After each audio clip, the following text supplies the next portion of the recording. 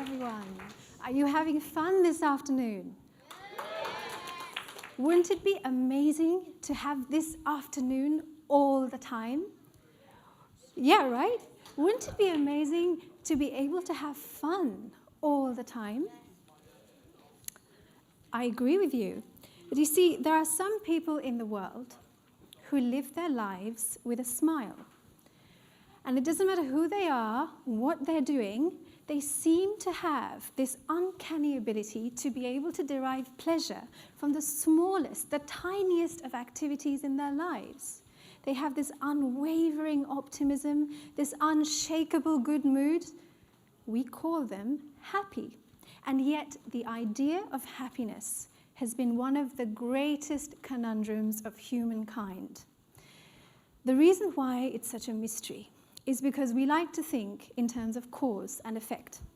If happiness is the effect, then we need a cause that we can grasp, that we can replicate, that we can identify, and then put into everyone's lives. The problem, though, is that happiness is never the consequence of an event. Happiness comes from our experience of the event. So, if we want to understand this mystery of this experience that gives us happiness, the first step that we might want to take is to look inside the brain. And what you need to do is you need to start off with a brain that's able to feel pleasure.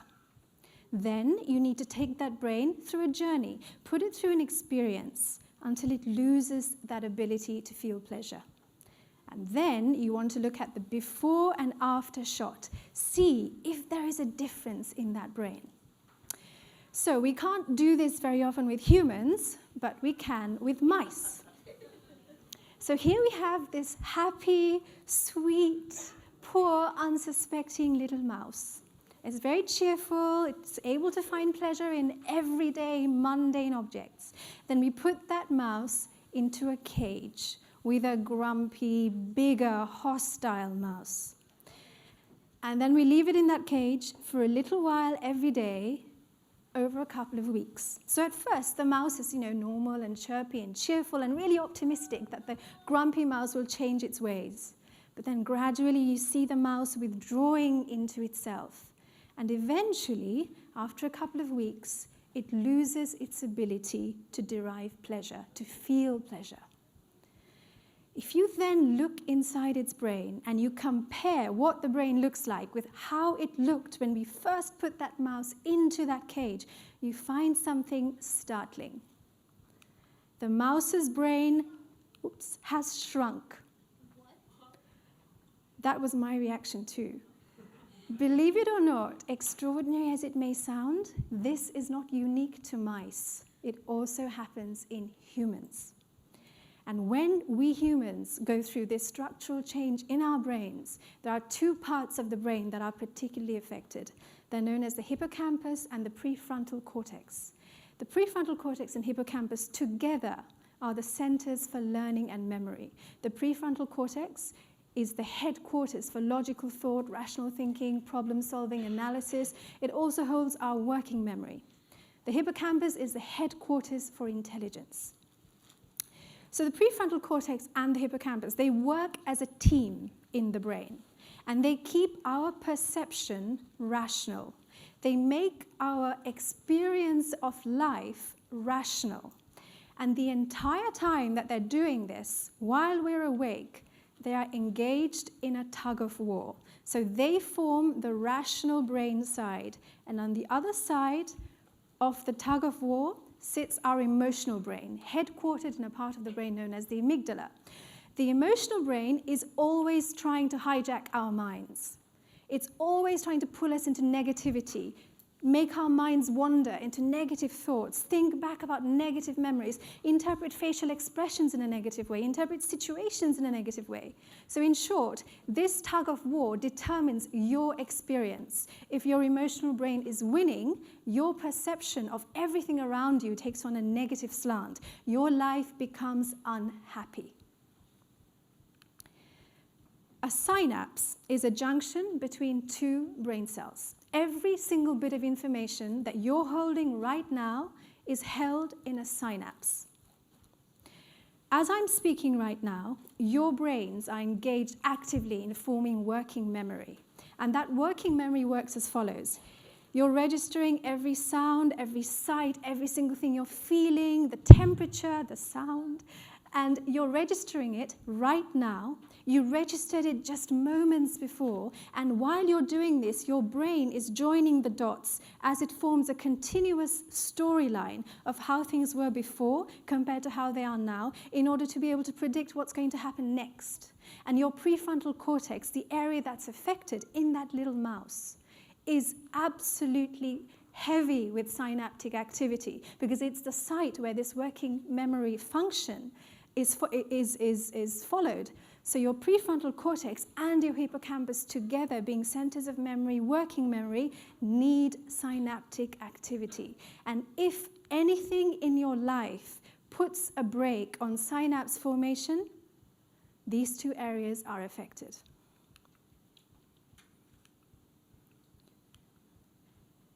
There is something in life that pauses synaptic activity, and that thing is known as stress. Chronic or intense stress has been shown to affect synapse formation and, in the mouse, neurogenesis, the formation of new brain cells. So when we took that little mouse and we put it into a cage, we subjected that mouse to chronic social stress. And that social stress made the mouse's brain unable to form synapses as it was doing before, and it reduced neurogenesis. And that's what caused its brain to shrink. But here's the good news. If you take a mouse and you put it in an environment such as this one, where you are forcing the mouse's brain to grow new synapses, to engage in dense neurogenesis, and then you subject the mouse to chronic stress, the mouse's brain no longer shrinks. The brain is just like a plant. So I want you to imagine this little plant in the woods somewhere in Hong Kong. It's very small, it's very fragile, and just imagine it's very innocently growing.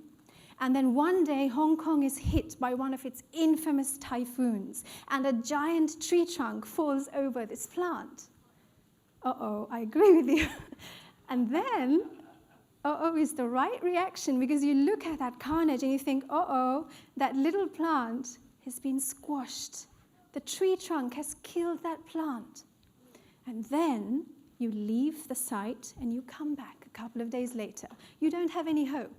But you notice that that little plant that you thought was squashed now has a little bud coming out of it. There's a tiny little branch growing from that plant. And as soon as you see that branch growing, you know that plant is resilient. It has withstood that tree trunk. That's exactly how the brain works. So the question is, how do you make the brain grow? How can we make our brains resilient in this way? So like a plant, there are really two aspects to it. The first thing you've got to do is you've got to nurture the roots. So you have to, with a plant, you need to feed it and water it. It's the same with a brain. You have to give it the right nutrition, you have to give it the right rest, and both nutrition, rest, and exercise have been shown to affect synaptic plasticity and neurogenesis in the mouse. Once you've got that sorted, you need to think of the brain like a living, intelligent creature. And what do intelligent creatures do? They are lazy. So your brain is lazy. My brain is certainly very lazy. And what do you have to do to a lazy person to make them do something? You need to give them a reason. You need to dangle a carrot at the end of a stick. So you need to dangle a carrot at the end of a stick and present that to your brain. And that carrot takes the form of two things, challenge and novelty. When your brain encounters a challenge, it has to rise to that challenge. And how does it rise to that challenge? It forms new synapses. So once it overcomes that challenge, it becomes an upgraded version of what it was before. It grows. Novelty, when you put your brain in a new environment, it has to do one of two things. Either it has to learn new things in order to be able to navigate in that new environment, or it has to use old ideas in a new way, and both of those generate new synapses. An environment that's full of challenge and novelty is known as an enriched environment. And environmental enrichment has been shown to be incredibly effective at making brains recover from traumatic brain injury. If you think back to that little mouse, if you were to put that mouse into an enriched environment, that environment would increase the number of synapses that the mouse is able to form. And if you were to then put that mouse through stress, that mouse would be resilient. Its brain would not shrink. Its synapses would continue to grow. There is a third aspect to growing your plant. And that third aspect is attention. It's the ability to bestow attention. So if you think about the challenge aspect, when your brain has to identify a challenge, engage with the challenge, and rise to it, it needs to bestow its attention on that challenge. Attention is like a spotlight. You choose where you put it. The problem is, if you remember that tug of war between your rational brain and your emotional brain, your attention is fighting that tug of war. I mean, if you think about it, you cannot concentrate on something while being emotionally involved in something else. You have to either concentrate or let your mind wander. There is no halfway. It's mutually exclusive. It's the same here. If you are able to bestow your attention on something and engage your prefrontal cortex, engage your rational brain, you're forced to disengage your emotional brain. This is why meditators are happier people, because as soon as they choose what to bestow their attention on, they disengage their emotional brain and they empty their brains of emotional jargon, emotional rubbish that it doesn't need. So, bringing these ideas together, how do they apply to more general ideas of happiness? So the first thing you've got to remember is inside every one of you who's a grown-up sits a little child, just like all of you in front. All of you contain a little child, and that child takes the form of a group of brain cells, a network of brain cells known as the default mode network, or DMN. Now, the DMN has been recently identified, so some of what I'm saying is still hypothetical, but this is how we think it works. Your DMN has been writing your autobiography since you were a child. It records everything. There's like a little stenographer sitting in the middle of your brain, in the midline structure, writing everything down. It doesn't differentiate between real experiences you're having and the experiences going on inside your mind. As far as you're concerned, that's your autobiography. So if you're able to develop the kind of mind that can detach from emotional jargon, that can keep your perception of the world rational and limit the number of times your mind wanders into negativity, you have fewer negative chapters in your autobiography. If your autobiography is filled with your brain rising to challenge after challenge, becoming an upgraded version of yourself, your autobiography is filled with success after success. And this is important because the moment your brain detaches from an external stimulus, you read your own autobiography subconsciously. So if your autobiography tells a happy story, your life is a happy one. And this brings me to my last point. Every one of us is still that 2-year-old child we once were. If you think of a 2-year-old child, what you see is what you get, okay? If the child likes you, he or she will tell you. There's no disguising the fact. When we were young, we were forced to put on a disguise. And that disguise had a reason, and the reason was we need to belong to a tribe. So that disguise satisfied the demands of society so we could fit in. And as human beings, we absolutely need to fit in. As we've grown, the person inside us needs to grow. It has its own autobiography being written by your DMN. It needs to have upgrades. It needs to have success stories. As we progress through life, this disguise becomes heavier and heavier.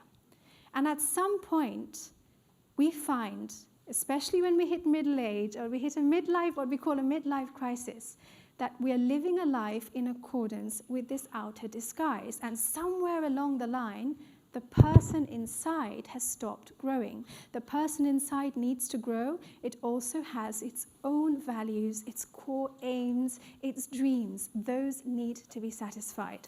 So when we keep growing, we grow older and older, we live in accordance with this disguise, but at some point this disguise strays away, loses alignment with the alignment of the person we are inside. That's when we start feeling unhappy.